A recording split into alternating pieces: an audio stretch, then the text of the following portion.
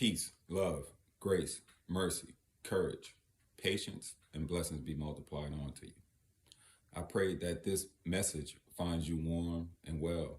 You know, winter approaching, it's getting cold outside. I'm sitting next to a fire right now and, you know, wanting to come on to you and tell you about you need to create a library for yourself. Having books around you will help you uh, build your mental strength, which could help your physical strength and your spiritual strength, right? That's your spiritual strength is the most important, right? So you need to start off by having a library that consists of uh, this book, the good book, right? And then you start off by reading the red words of Jesus. And one of the things that the Lord Jesus tells his servants is to be wise as the serpents, right? Because we are sent out as doves in the midst of wolves. Okay.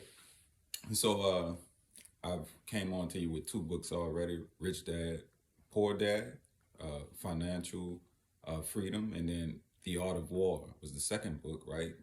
When you're in this spiritual warfare, you need to understand that the enemy used deception and how he uses it, and be prepared for that. And this next book I want to come on to you is another book that has been instrumental, and I guess just knowing some different philosophies of the last. I guess this book came out in the early 1900s. By the Three Initiates, right? And they, I don't know if it was a cult or something like that, but the Kybalion, man, this book, it has a lot of knowledge in it, you know, and one of the things it talks about is the folly of trying to bring knowledge to those that are neither ready or willing to receive it. Right, the Lord Jesus, he suffered that a lot. You know, he had to flee to different places when he was going to be persecuted, and sometimes he had to hold his peace. Right, so as servants of the Lord Jesus, we need to know that we not greater than our master. You know what I'm saying? So if the Lord Jesus had to flee from a city, for sure we got to flee at times. And if the Lord Jesus held his peace at times, for sure we got to hold our peace. But the seven Hermetic Principles is the main focus of the book, right? The seven Hermetic Principles. And, you know, I'm gonna see what I remember. You know, one of them, rhythm, is one of the ones that sticks with me, and cause and effect, vibration, mentalism, how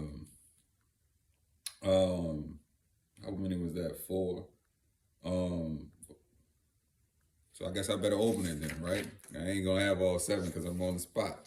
But it's a book that as above, so below, right? And then the principle of correspondence, and then gender, right? Everything has its male and female part, and man, you have to really dive into this book, and you might have to read it several different times, right? Because it has so much knowledge that it would seem weird that they knew about these things way back then, before modern science had advanced to the point that it is today, you know, and because, you know, everything vibrates, nothing rests, right? When you take physics, you start to understand that, right? Everything is a different frequency of light, and that's the vibration of it, meaning going from a negative to a positive amplitude. And I did take a college level vibration class. I was about to grab a vibration book where I had to do the equations and all that. But yeah, this book, let's see what the last thing I left out. I was stopped here, and I was on the mental universe. And it basically, you know, if you ever heard of this book called The Secret and stuff like that, the universe is mental, right? And the Lord Jesus speaks to that as you believe, so is it done unto you. You see? And also that you will not believe unless you see signs and wonders, right? And so your your belief in something is is the proportion of how it will manifest. Meaning, if you have a strong belief that you're gonna achieve something, most likely it may happen for you. Not saying it's guaranteed, but and I'm talking about a true deep belief, like you just know this thing gonna happen. It typically happens. And then if it's halfway, it might not happen for you, you know. And so I do recommend digging into this book. I didn't, after digging into the scriptures and coming back into it, I don't. This book is not teaching you to, go out and sin and lie. And there's many books out there that do that, like, the Prince, Machiavelli. It's telling you about deception and so on and so forth. Even the Art of War, it talks about using deception, right? But this book is basically just talking about, it tells you there's only one God, and it refers to it as the all, the one true God. But and we not God. Some people believe that they gods and stuff like that, and they can create their own universe and so on and so forth.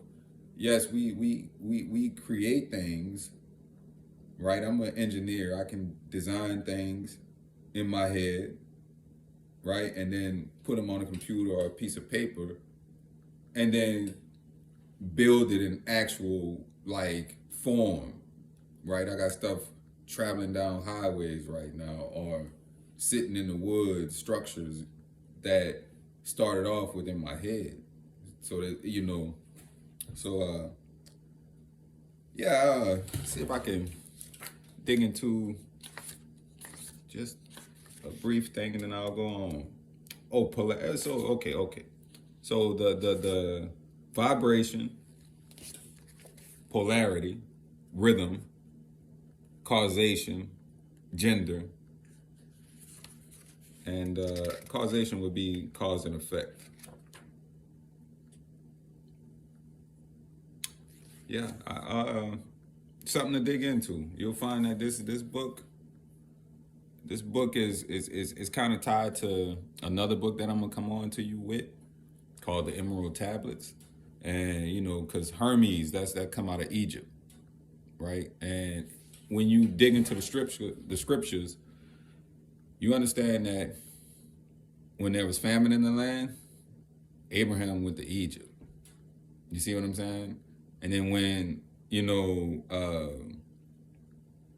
Joseph was, basically sold off to Egypt, and then, Jacob was doing bad, and Joseph rose to the top, right under Pharaoh in Egypt, and then Jacob came to Egypt, and the house of Israel was sustained by Egypt and got knowledge from Egypt, right? Moses was trained in all the knowledge of Egypt,